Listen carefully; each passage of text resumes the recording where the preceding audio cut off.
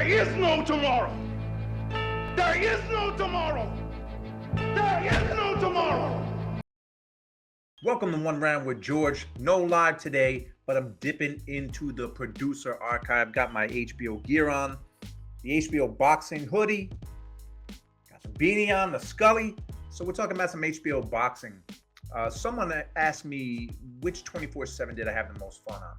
And I've been on quite a few. I've had a lot of great shoots really all over the world, but one of the more memorable ones was in Tamoya, Mexico back in 2011 when Miguel Cotto and Antonio Margarito had their rematch, their controversial rematch after their controversial first fight. This is, of course, after Margarito was found to be cheating in a fight against Mosley. A lot of people think he was cheating in his fight with Cotto, and I'm among them. But I was in Tamoya, so this is 13 years ago. And by the way, the day I'm recording this, there was an earthquake on the East Coast, so hopefully everyone is okay. I'm in Connecticut, everyone is fine here. So we're going back to 2011, 13 years ago. And it was actually fun in Margarito's camp. He had some characters in there. Robert Garcia, who is a great coach. He will be in the Hall of Fame one day as a former champion. I remember when Robert Garcia was a champ. I think he was a lightweight champ or 130. But he was training Margarito, and Brandon Rios was in camp, and he was funny. He was a funny dude. He is a funny dude. J. Leon Love was in camp. So there was a lot of fun there. What I remember most is where we were staying. This was Tamoya, Mexico. So our drive was like an hour over these crazy, the worst roads I've ever seen. And he trained at the Otomi gym, which was a beautiful place on this big piece of land in Mexico. And that's where he trained. One of the craziest things, though, was Margarito's eye. Remember, Margarito had been bludgeoned by Manny Pacquiao when they fought, had his eyes shattered. And a lot of people thought this fight wasn't going to take place because of the eye issues. His eye just looked weird. I mean, I saw it. It was, I don't know how to explain it. His eye just didn't look like someone who should be stepping in the ring with Miguel Cotto. So, but the fight was approved. It went on. But this was a fun time in camp. Margarito was cool. I didn't really have much interaction with him because I needed an interpreter. Obviously, I don't speak Spanish. But, you know, his camp was cool. It turned out to be a fun time. And this was, hopefully there's no copyright infringements on this. This is, I was a producer on that 24/7, which was, in my opinion, Cotto-Margarito 2 was the best 24/7 besides the first two. Besides De La Hoya Mayweather and Mayweather Hatton. Those first two, to me, they stand alone. But this one was epic. Check it out on YouTube. I know that it was a 2-episode. I know they're out there. But right here was, I think it was one of the first scenes in the first show. This was Antonio Margarito in Tamoya, and let's take a look at it.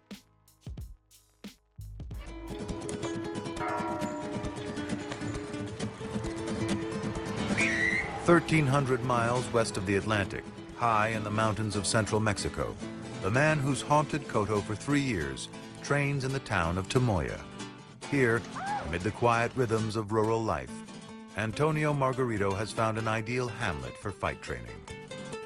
Sí, venir para acá por lo de la altura. Estamos entrenando y corriendo ahí arriba en la altura. Es la primera vez que vengo para acá. Creo que de aquí para frente va a ser mi campo de entrenamiento. Margarito trained for his previous 2 fights in Southern California. Now, nearly 10,000 feet above sea level, the fighter and his trainer, Robert Garcia, have found a new level of comfort.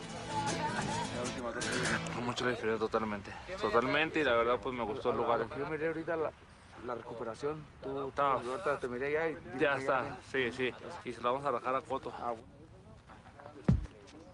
3 years ago, Margarito's victory over Cotto represented the pinnacle of his career. But just 6 months later, in January 2009, his reputation and livelihood were left in shambles when he faced off with Shane Mosley in Los Angeles.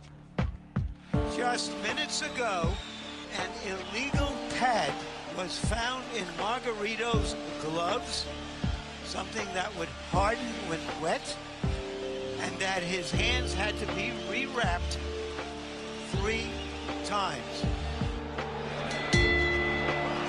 Mosley has Margarito in trouble on the rope. Staggers him with that right hand. He's about one more right hand away from going down. And Shane Mosley has annihilated Antonio Margarito. The 9th round knockout was only the beginning of Margarito's problems. The California State Athletic Commission confiscated the knuckle pads that had been flagged before the bout by inspectors. Weeks later, both Margarito and his trainer, Javier Capetillo, had their boxing licenses revoked when it was found that the pads contained sulfur and calcium, ingredients that form plaster of Paris. Shortly after the commission's hearing, Margarito severed ties with his trainer, ending a decade-long relationship with the man he says he'd come to look at as a father.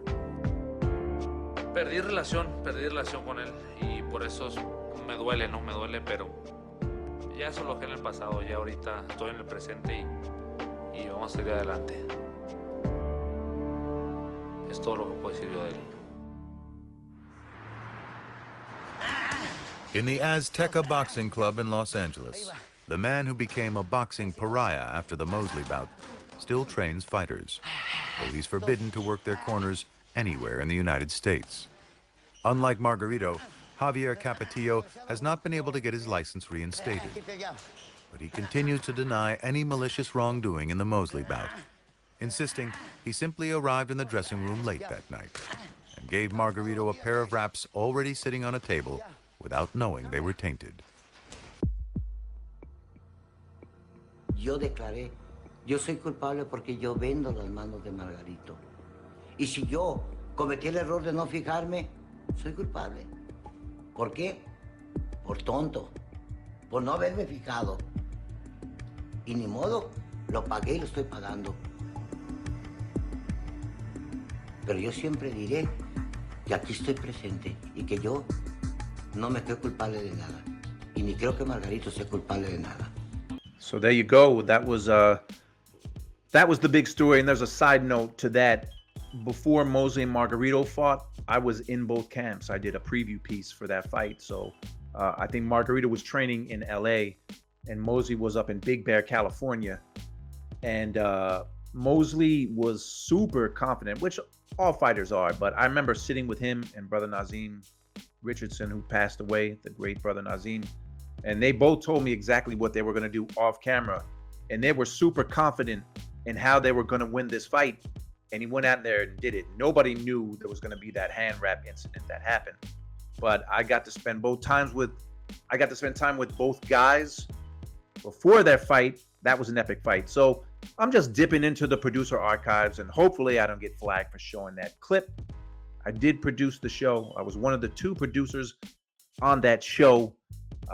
So I'm just dipping into these archives here and there, trying to tell some stories of some fights that I worked on. And that was one of them. And by the way, HBO 24/7 is sorely missed. I miss All Access. I know they got the same group doing shows on Amazon Prime.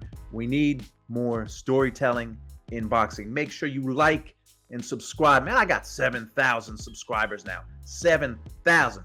I'm a little guy trying to become a big guy. So make sure you subscribe. One Round with George will be back soon.